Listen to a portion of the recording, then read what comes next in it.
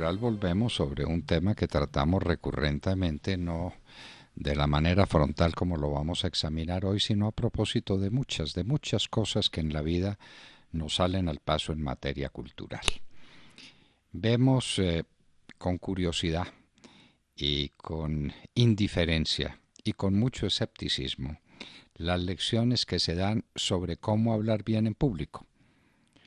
Entonces, que usted tiene que hacer no sé cuáles ejercicios, que tiene que manejar la voz de esta manera, que tiene que referirse al auditorio así o asá.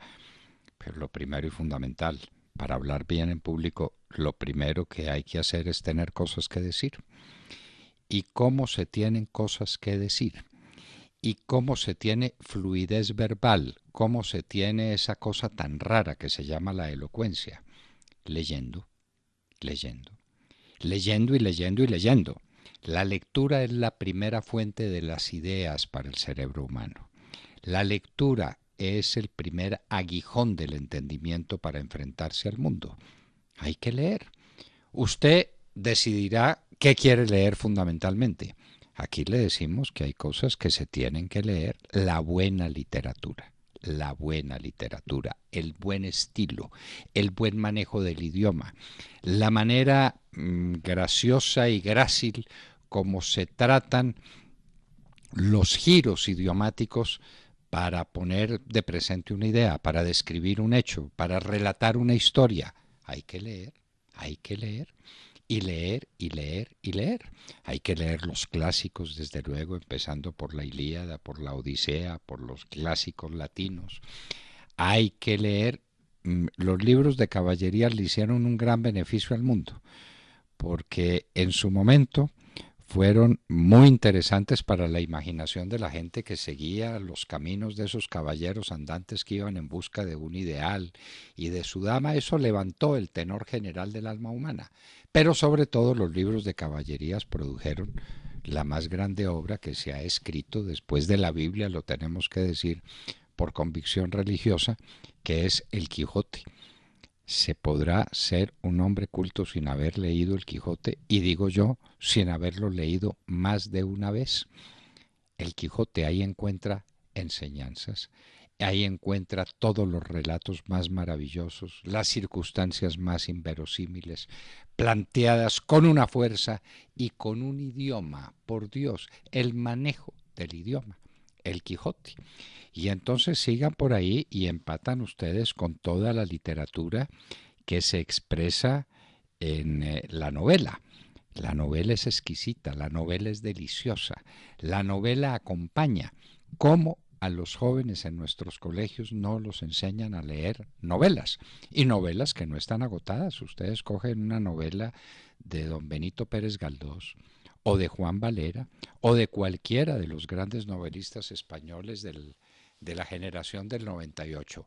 Y no solamente se divierten, aprenden, profundizan. Las novelas tienen un valor especial, por ejemplo, en el análisis de la psicología profunda. Todos esos grandes temas de las tristezas, de las depresiones, de los abandonos de la gente, de los dolores, están descritos en la novela con una fuerza ejemplar, pero también de los éxitos, de los grandes triunfos, de las razones por las cuales una persona es más brillante que otra. La novela es una fuente inagotable de ideas para el ser humano, de ideas para la persona.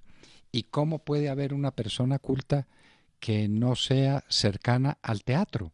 Lean teatro, por Dios. Y obviamente cuando les decimos que lean teatro, lean a William Shakespeare, el primero de los dramaturgos del mundo, sobre eso no cabe ninguna duda. Puede haber un hombre culto que no se haya detenido en Hamlet, en Macbeth, en Rey Lear, en Otelo, en El Mercader de Venecia, en Romeo y Julieta. Eh, William Shakespeare es inagotable, es incontenible. Y la rapidez en las respuestas, la manera como se hacen las preguntas, cómo se presentan los grandes temas, El teatro es una forma esencial de la cultura y el teatro tiene obras absolutamente maravillosas y deliciosas, lo mismo que la novela. Y entonces el teatro, pues ni pensemos en el teatro griego, en la trilogía de Sófocles, Esquilo y Eurípides, que son la base de todo el teatro moderno y de las comedias con Aristófanes, con Plauto con Terencio, el teatro moderno y el teatro es esencial. Y el teatro fue fundamental hasta que apareció la televisión. Pregunta, ¿la televisión da los fundamentos de cultura que da la lectura de las grandes obras? Sencillamente no lo creemos y cuántas veces la televisión está pensando solamente en producir un impacto para ganar rating. El rating es el dueño en materia novelística y en materia de teatro y en materia de ensayo. Ni el ensayista ni el novelista estaba pensando en el rating, simplemente querían dejar constancia en su obra de sus sentimientos internos, de sus valores, de la capacidad de crear un mundo que querían que fueran leídos. Claro, todo el mundo quiere ser leído, pero el rating no estaba capitaneando las grandes virtudes de los grandes escritores de todos los tiempos. Y en nuestro tiempo hay grandes escritores, por ejemplo, el, el sector de la novela que se llama la novela histórica. Obras maravillosas, las obras sobre Alejandro, las obras relativas a las guerras púnicas, eso fue una cosa maravillosa. Las obras de Gironella sobre la guerra civil española, es inagotable. Lo que falta es por leer. Decía uno de los grandes lectores y de los grandes eruditos que estaba ya muy viejo, le decía, ¿a usted qué le duele? Ay, morirme cuando queda tanto por leer. Y leer poesía.